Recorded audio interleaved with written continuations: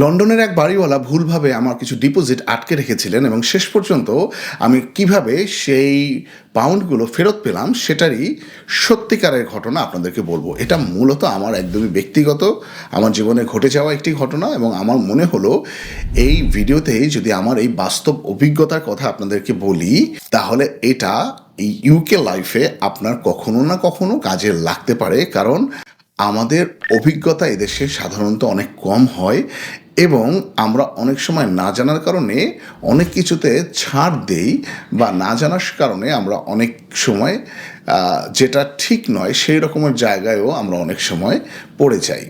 আমি প্রায় 2 বছর ইস্ট লন্ডনের একটা বাসায় ভাড়া ছিলাম। 2 বছর শেষ হওয়ার পর আমরা বাসা ছেড়ে দেই এবং সেটা আগে থাকতে নোটিশ দেওয়ার পরেই সব কিছু আমরা গুছিয়ে বাসা প্রফেশনাল ক্লিনিং এজেন্সিকে দিয়ে ক্লিন করিয়ে যাওয়ার সময় ছবি, ভিডিও এবং প্রয়োজনীয় কাজকর্মগুলো করে এজেন্সিকে নির্ধারিত সময়ে চাবি বুঝিয়ে দিয়ে আমরা আমাদের ডিপোজিটটা ফেরত পাওয়ার জন্য অপেক্ষা করছিলাম। কিন্তু ঠিক তখনই বিষয়টা অন্যদিকে মোড় নিল। বাড়িওয়ালা বা ল্যান্ডলর্ড আমাদেরকে বললেন যে আমাদের দেয়া ডিপোজিট থেকে 1180 পাউন্ড মানে 1180 পাউন্ড তিনি কেটে রাখতে চান, এমন একটা প্রস্তাব তিনি আমাদেরকে দিলেন। তার দাবি ছিল 2 বছর থাকার কারণে তার যে কিচেনের ওয়ার্কস্টপটি রয়েছে, যেটা আমরা কিচেনে ব্যবহার করতাম, তার বেশ ক্ষতি হয়েছে, ডেকোরেশনের কাজ করা লাগতে পারে এবং ক্লিনিংয়ের জন্য তার নাকি টাকা খরচ হয়েছে। তো এইসব কারণে তিনি আমার কাছ থেকে 1180 পাউন্ড দাবি করেছেন। আমি বিষয়টি নিয়ে তার সাথে কথা বললাম এবং তাকে আমি কনফার্ম করলাম যে আমার দ্বারা কোনো কিছু নষ্ট হয়নি।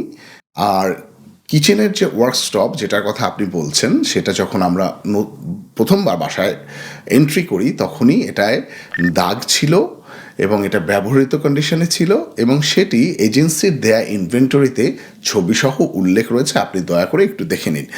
আর তারপরে আমরা যেহেতু 2 বছর স্বাভাবিকভাবে ব্যবহার করেছি, তো 2 বছর কোনো কিছু স্বাভাবিক ব্যবহারজনিত যে পরিবর্তন সেটি হওয়া কিন্তু স্বাভাবিক। আর আইনেও একটি বিষয় আছে যাকে অনেকে ফেয়ার ওয়্যার অ্যান্ড টিয়ার এই কথা বা এই শব্দটি বলে চেনেন। অর্থাৎ এটার মানে হচ্ছে স্বাভাবিক ব্যবহারে সময়ের সঙ্গে যে ক্ষয় বা পরিবর্তন হয় সেটার পুরো দায় সবসময় ভাড়াটিয়ার উপরে পড়ে না। তো আমি তাকে এই লজিকটা, এটা একটা আইনি লজিক, আমি তাকে দিলাম। তাছাড়া বাসা ছাড়ার সময় তাদের পরামর্শে বা নির্দেশনায় আমি পেশাদার ক্লিনার দিয়ে ক্লিন করিয়েছিলাম, সেটাও তাদেরকে আমি জানালাম। এরপরে আমি এটাও বলেছিলাম যে আমি আপনার সাথে একমত নই, তবে বিষয়টি আন্তরিকভাবে বা সৌহার্দ্যপূর্ণভাবে শেষ করার জন্য আমি স্বেচ্ছায় আপনাকে 250 পাউন্ড দিতে রাজি আছি। আমার দ্বারা যেহেতু কিছুই নষ্ট হয়নি, তারপরও আপনার কোনো অভিযোগ মেনে না নিয়ে আমি 250 পাউন্ড আপনাকে কন্ট্রিবিউশন করতে রাজি আছি, আপনি ওটা কেটে রেখে বাকি পাউন্ড আমাকে ফেরত দেন। কিন্তু সেটা তিনি গ্রহণ করলেন না, যার ফলে অবস্থাটা কিন্তু একই রইল।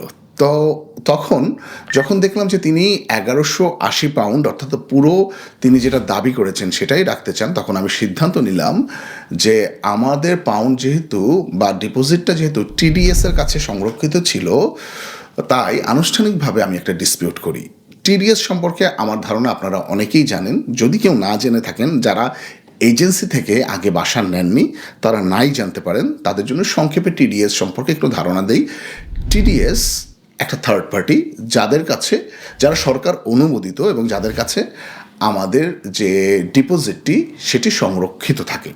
টিডিএস না আমাদের পক্ষে না ল্যান্ডলর্ডের পক্ষে, তারা নিরপেক্ষভাবে আমাদের যতদিন পর্যন্ত টেনেন্সি এগ্রিমেন্টটা থাকে ততদিন পর্যন্ত এটা হোল্ড করে রাখে এবং শেষে এটা যার পাউন্ড পাবার কথা আইন অনুযায়ী তারা এটা সাধারণত দিয়ে থাকে।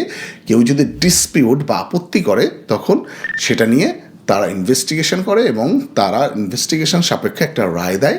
এই রায় অনুযায়ী যার পাউন্ডটি ফেরত পাওয়ার কথা তাকে দেয়া হয়। তো আমরা টিডিএসের কাছে একটা ডিসপিউট করলাম যে আমাদের ল্যান্ডলর্ড 1180 পাউন্ড দাবি করেছেন, আমরা এর সাথে একমত নই বা আমরা তা দিতে রাজি নই, এবং কি কি কারণ সেগুলোও আমরা মেনশন করলাম। আমার এই ব্যাপারে কোনো আইনজীবী ছিল না, আমি নিজেই ইনভেন্টরি থেকে রিপোর্ট, ছবি, প্রমাণ এগুলো সাজিয়ে আমি আমার বক্তব্য জমা দিই। এর কিছুদিন পর বাড়িওয়ালা একটা পর্যায়ে আমাকে ইমেল করে তিনি আমাকে বলেন যে ডিসপিউট করে কোনো লাভ হবে না, কারণ এই ইস্যুতে তার অনেক অভিজ্ঞতা, তার একাধিক বাড়ি রয়েছে, এগুলো করলে শুধুই সময় নষ্ট হবে। তো এছাড়া এই কেসটা আমি জিততে পারবো না, এই ধরনের তিনি আমার সাথে কথা বলেন, এবং তিনি চাচ্ছিলেন যে এটা যেন টিডিএসের কাছে ফাইনালি টিডিএস যেন বিচার করতে না হয়, আমরা যেন নেগোসিয়েশন করেই একটা সিদ্ধান্তে আসতে পারি যে ওনার এই যে চেষ্টাটা এটা কিন্তু বৈধ। এইখানে আলোচনার সাপেক্ষে যদি দুইটা পক্ষ একত্র হয়ে কোনো সিদ্ধান্ত নেয় সেটাকে কিন্তু ইউকের ল বৈধতা দিয়েছে।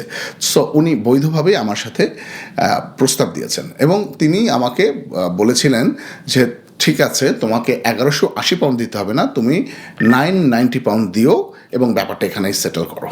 তো আমি তাতে রাজি স্টিল ছিলাম না, কারণ এখানে আমার কোনো দোষ ছিল না, আমি কোনো কিছু ভাঙিনি। 990 পাউন্ড স্টিল আমার জন্য বেশ বড় অ্যামাউন্টের একটা সংখ্যা। তো আমি ওনাকে তখন বলি যে না, আমি আপনার এই প্রস্তাবেও রেসপেক্টফুলি আমি আপনাকে বলছি আমি রাজি নই, আমি আপনাকে 250 পাউন্ড শুধুমাত্র আমি দিতে পারবো, সেটাও রেসপেক্টফুলি, জাস্ট আপনি আপনার সাথে শেষটা সুন্দর করার জন্য।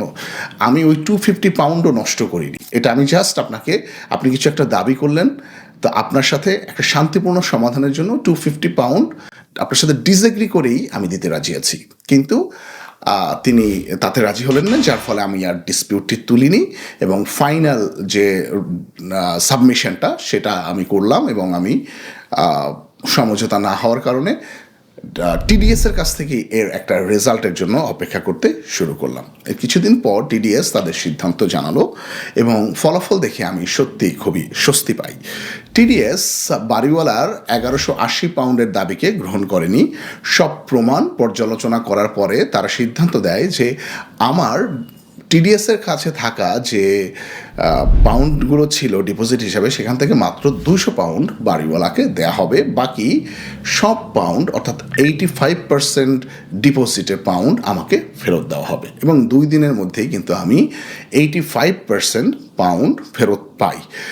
200 পাউন্ড টিডিএস তার বাড়িওয়ালাকে দিয়েছে নানান রকমের বিষয় বিবেচনা করে, যে সিদ্ধান্তের সাথে আমি সম্মান প্রদর্শন করি, কারণ আমার নিজের থেকেও 250 পাউন্ড বাড়িওয়ালাকে দেওয়ার ইচ্ছা ছিল বা অফার ছিল, কিন্তু টিডিএস তার থেকেও কম 200 পাউন্ড দিয়েছে, যার ফলে আমি শ্রদ্ধার সাথে এই টিডিএসের সিদ্ধান্তকে গ্রহণ করেছি এবং আমি আমার পাউন্ড পেয়েছি।